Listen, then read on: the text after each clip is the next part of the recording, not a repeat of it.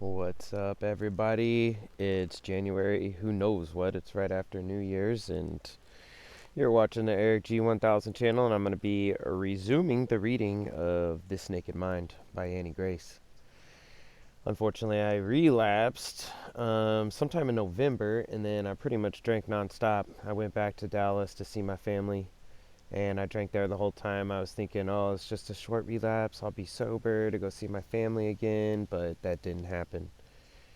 And I returned to my country where I live and kept drinking a little bit more. I got sick as a dog, so I'm thankful that the universe provided me a sickness, a good reason to stop drinking and get back on track reading this amazing book for you guys and for me as well. This is more for me than you guys, honestly. So let's kick it off. We're at chapter 2, The Drinker or the Drink, part 1, The Drinker. The world we have created is a process of our thinking. It cannot be changed without changing our thinking. Quote by Albert Einstein. Forgive me, my voice is. I'm going to be hitting you with a couple of those. Oof. Try my best to pause it and resume and not cough in your ear. To find a cure, we must understand the problem. What causes the alcohol epidemic in society? The drinker or the drink? We will look carefully at each. Who is to blame? It seems society would have you believe that it is you, the drinker. You probably believe that your inability to control drinking, unlike regular drinkers who can take it or leave it, is due to a flaw you process and they don't. What if that's not true? I bet when you drink more than you should, or when you wake up with a hangover, you beat yourself up. I know I did. I would drink a bottle or more of wine each evening and fall asleep quickly. But I awoke at 3 a.m. when the carbohydrates and energy from the alcohol flooded my system.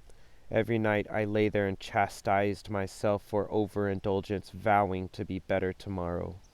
The next day seemed invariably long and tiring, and by late afternoon I craved my wine.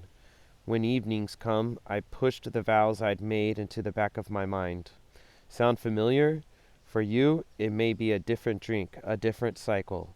Perhaps your drinking is not quite as bad, or maybe it's worse.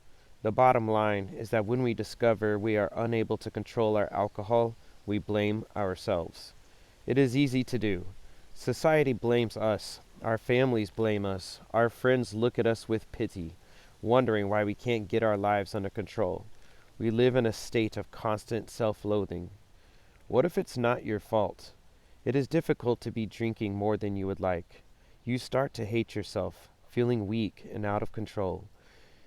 If you hadn't hid your problems so well, more people would judge you, wondering why you can't simply get it together, be responsible, and take control. After all, they drink, but don't seem to have a problem. If you are like most problem drinkers, you interpret your inability to control your drinking as weak willpower or a personality flaw. If you had more willpower, you could drink less or abstain. If only you could quit for some unknown length of time, your desire for alcohol would diminish. You would finally be like all the people you know who seem to be in control of their alcohol, who seem to be able to take it or leave it. But wait, are you weak-willed in other areas of life, or is alcohol a strange exception? I am distinctly not weak-willed, as people who know me can attest.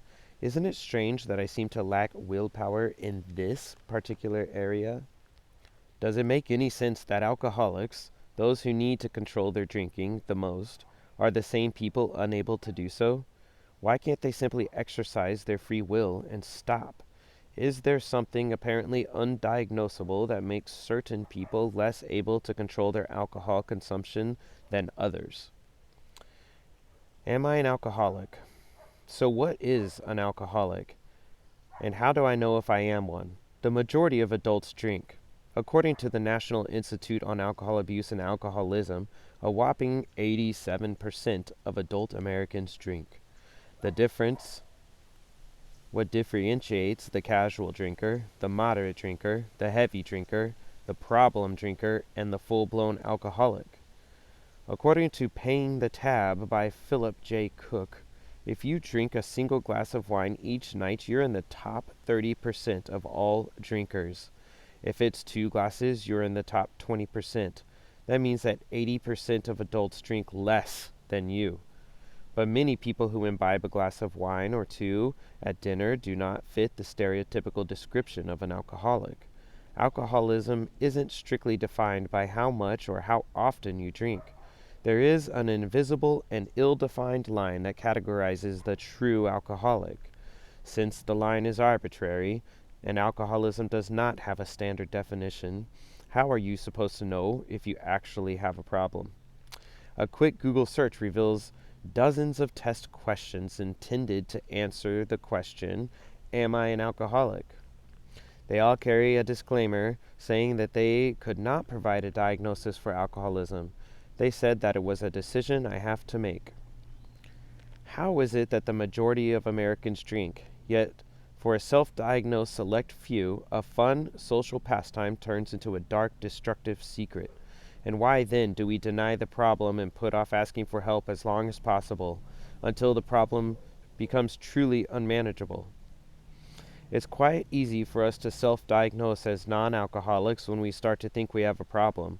Most people believe that alcoholics are somehow different from other people, different from us. Many assume that alcoholism results from some type of defect. We are not sure if the alcohol defect is physical, mental, or emotional. But we're sure that they, alcoholics, are not like us, regular drinkers. Jason Vale explains that most doctors belong to the state the obvious brigade. They pronounce something like, "You are drinking a lot and it's starting to affect your health. My recommendation is that you moderate or stop drinking." Then the doctor goes on to say that only you can decide if you are an alcoholic. Really? I might have a fatal illness, but no one can diagnose me? As a drinker, the suspicion that I have a serious problem will likely cause me to drink more. And why not? We believe alcohol relieves stress, and the journey to overcome denial, put away my pride, and determine if I am an alcoholic is terribly stressful. Is there a specific physical or mental attribute responsible for alcoholism? Why can't we test for it and segment the population into alcoholics and regular drinkers? That would enable us to prevent the afflicted individuals from falling victim to drink. If there is something inherently different about alcoholics, surely we could find some indication of it before they harm themselves, their family, and society as a whole. With good reason, we applaud the strides scientists have made in medicine. Amputees with prosthetic limbs can now control the prosthetic's movement and with their thought, which are translated to limb by electrical signals from the brain. Dr. Sergio Canavero, he's Italian, so it's Dr. Sergio Canavero, an Italy-based neuroscientist, is preparing to transplant a human head. Recent advances in medicine blow our minds. If there is a specific physical or mental defect responsible for alcoholism, I find it hard to believe that we can't, in this day and age, diagnose and prevent it. Am I saying that every person responds the same way to alcohol, no matter their genetic or physical disposition? Not at all. Like the way one glass of wine affects two people differently, long-term exposure to alcohol has different effects on each of us. I am not debating this. Nor am I saying that there is no evidence for a gene that increases a proclivity for alcohol addiction. We have discovered many loose relationships between genes and alcohol use, but none definitive enough to declare responsible. The genetic lab at the University of Utah, a department that studies the role of genes in addiction, says that someone's genetic makeup will never doom them to becoming an addict. Polk confirms that, despite any genetic connection, someone cannot become an alcoholic without repeatedly drinking alcohol. It seems strange to use the term alcoholic. We don't have cigarette-aholics, but rather people who have smoked and therefore become addicted to cigarettes. Similarly, you don't hear about people who are cocaine addicts suffering from cocaineism. If you ever consider yourself a regular drinker, you probably take issue with this sentiment. Why? Because if we agree that no specific diagnosable physical defect separates alcoholics from the population of responsible drinkers, everyone who drinks is susceptible and perhaps on the path to alcohol dependence. I assert that over time, With the right level of exposure, anyone can develop a physical dependence on alcohol. And since we are all built differently, no one can determine at what point an individual will develop dependence. This message isn't popular. It flies in the face of a thriving alcohol industry, our societal dependence on the drug, and the attitudes of regular and responsible drinkers who pride themselves on maintaining control. The Blame Game 2.0, AA, and alcohol allergy theory. I used to accept the notion that alcoholics were different than regular drinkers. Why not? The alcoholics I knew said they had a disorder or a defect, so who was I to argue? Since that time, I have done a tremendous amount of research. It took me some time to find out where the belief started and why it was accepted. I discovered at once how genetics play into the diagnosis. Neuroscientist Thad Polk says there is no single addiction gene. Dozens of genes have been identified that affect addiction susceptibility, and most of them have a small effect by themselves. We have not found a way to diagnose or prevent addiction based on genetics. Understanding why alcoholics themselves believe they are different from normal population proved more difficult. We accept this theory for a handful of simple reasons. Regular drinkers like it because it allows them to believe they are in control, safe to continue drinking without any worry that they will cross the arbitrary line into alcoholism. Alcoholics like the theory because once you come out as an alcoholic, your friends make an effort to help you abstain rather than pressuring you to drink.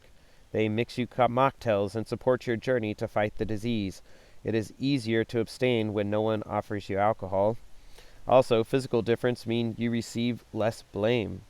We don't blame people who get cancer. Disease allows us for forgiveness.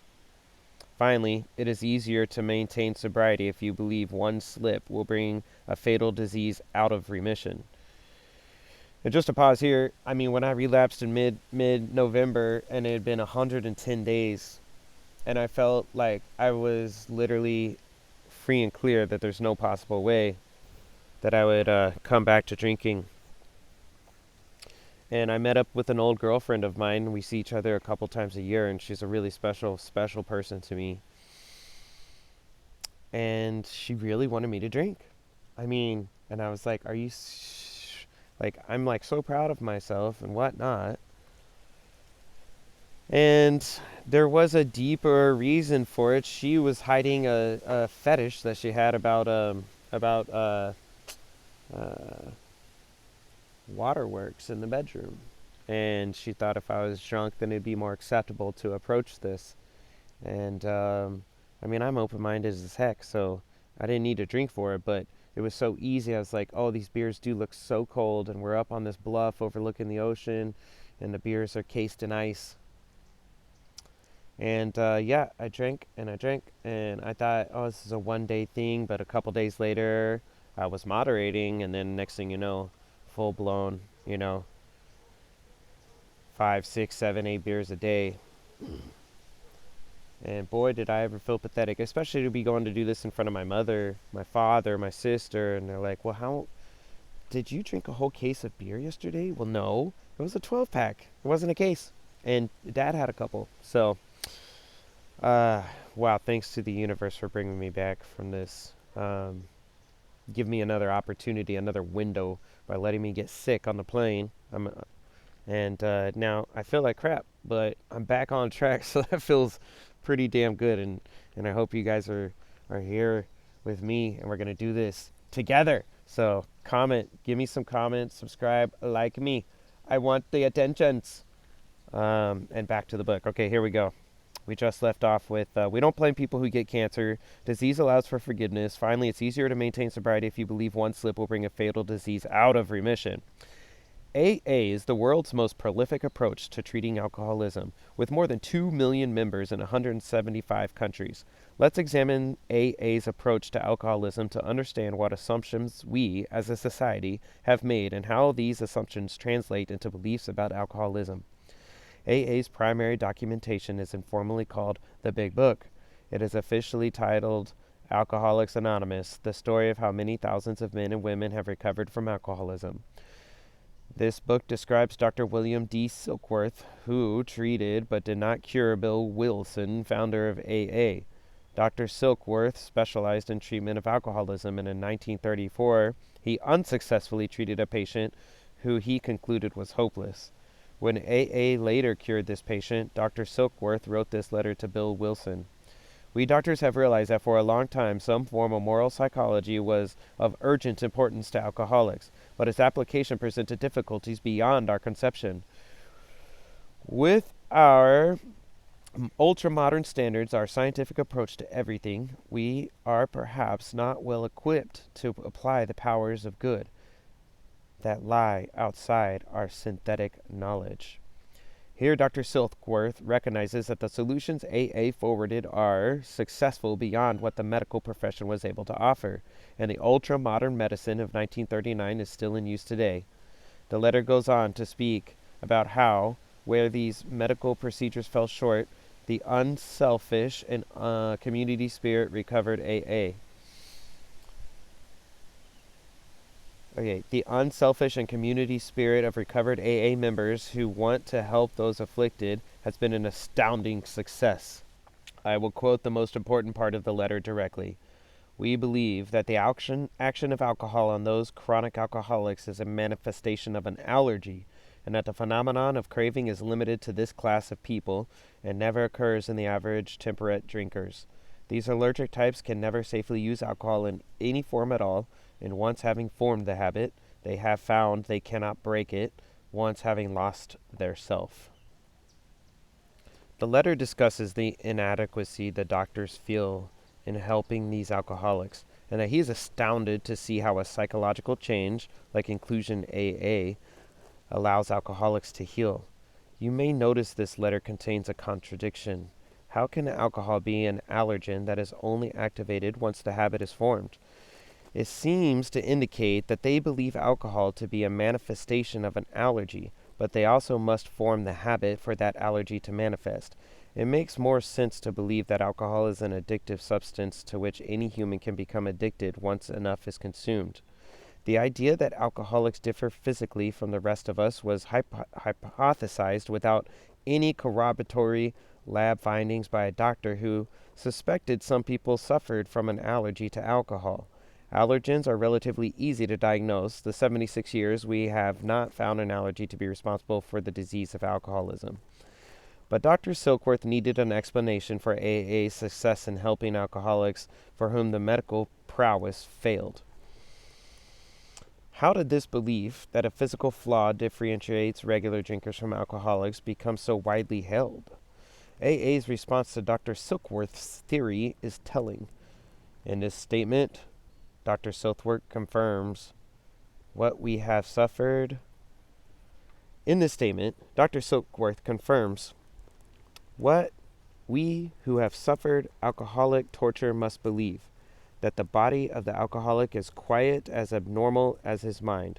It did not satisfy us to be told that we could not control our drinking just because we were maladjusted to life, that we were in full flight from reality, or were outright mental defectives. These things were true to some extent, in fact, to a considerable extent with some of us, but we are sure that our bodies were sickened as well, and our belief any picture of the alcoholic which leaves out this physical factor is incomplete. What a relief the pioneers of AA must have felt. It is wretched to feel that your mind is not strong enough to resist alcohol. How much better to believe something is wrong with your body, something out of your control. A physical flaw, in a sense, lets us off the hook for our inability to maintain control when drinking.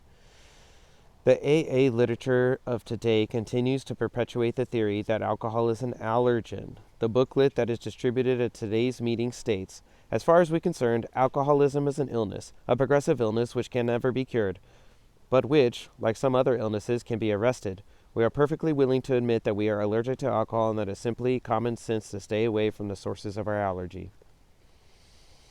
Us and them. While AA saves many from alcoholism, I must point out the danger of the physical flaw theory. Given widespread drinking in our society, this theory can be dangerous. We continue drinking unchecked, often overlooking the danger of addiction, because we have come to believe alcoholism can only happen to other people. By the time we realize we have a problem, we are faced with self-diagnosing a fatal and incurable illness or admitting to being weak-willed and lacking self-control. We tend to avoid this horrific diagnosis until things have gotten so out of control that we can no longer avoid the problem. In some ways, this approach has defined alcoholism as a disease of denial. It is standard practice for drinkers to hit rock bottom before they seek help. When I told a friend I had stopped drinking, her immediate response was, "I can't imagine what you must have been through in order to make that decision." The assumption was clear. I must have had a rock bottom experience. We see the physical flaw theory play out in every AA meeting. The meeting starts with a round robin of, "Hello, my name is," and I'm an alcoholic. By forcing me to name the problem, I am an alcoholic, a person with a physical flaw who gives alcohol unreasonable control over me. They make the affliction easier to deal with. Members of AA enjoy the fellowship of like-minded people fighting a similar battle, and through that community and support they find sobriety. But how does the physical flaw theory affect drinkers who don't, or won't, consider the possibility that they have an incurable illness? Those who don't, or won't, consider themselves alcoholics. Instead of treating alcohol with caution because we know it to be dangerous and addictive, we reassure ourselves that we are different from those flawed people we know as alcoholics. I speak from experience, and no one treats this as an insult. The alcoholics themselves confirm they are different from the normal population. So millions of regular drinkers go through their drinking lives with no fear that they might become alcoholics. We also believe that addiction to alcohol varies from other addictions because of the rate of addiction happens differently for each person. We see many people who seem to control their drinking and can take it or leave it. It is difficult to understand why some people's first sips launch them into full-blown dependency while others never reach that point. But it is not just alcoholics who systematically increase the amount they drink. Regular drinkers start off with just a few drinks and are soon consuming a nightly glass of wine. In fact, alcoholics start off as regular drinkers. In many cases, it takes years for them to cross the indistinct line into alcoholism. The Blame Game 3.0, Alcoholic Genes. The Big Book claims that alcoholism is limited to this class of people and never occurs in the average temperate drinkers. The idea is that alcohol is not a problem for normal people and that many people can drink and suffer no physical, mental, or social ill effects, implying that alcohol is not a problem for normal people. Since 80% of the population drinks, and those drinkers range from the person who only drinks during toasts at weddings to the degenerate sleeping in the gutter, it is not hard to see why society struggles to understand this disease. AA members describe themselves as a group of men and women who have discovered they cannot control their drinking. While I don't disagree that alcoholics have lost control due to physical, mental, or emotional defect, I concur that she says, while I don't agree that alcoholics have lost control due to mental, physical, or emotional defect, I concur that an alcoholic should be defined as someone who no longer has the ability to restrain from drinking. I understand this definition. I realize under this definition, many alcoholics don't recognize that they have lost control. Many drinkers dwell in limbo. Usually, years separate the point where you start to wonder if you have a problem and the moment it accepts you.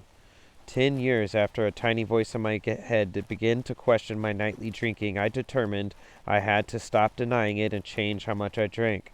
It saddens me to think of the damage I did to my body, the havoc I wreaked in my relationships, and the pain I caused my husband. I want this naked mind to be a life raft, a wake-up call well before we reach rock bottom and our drinking becomes unmanageable. If 87% of people drink, it seems fair to assume that the majority believe themselves to be in control. To be clear, I am not saying that everyone who drinks has developed a physical or neurological dependence on alcohol. It is not that everyone who sips alcohol is addicted, but that everyone who drinks alcohol has a chance of becoming addicted. Furthermore, the point of addiction or dependence is unknown to the drinker, and generally not known until the drinker attempts to cut back. The obvious problem is that you can't know when you are in control. Nothing seems different, and in fact, as humans, we tend to feel in control until something significant shows us that we are not. even when we vehemently deny that we have lost control. The end of the blame game.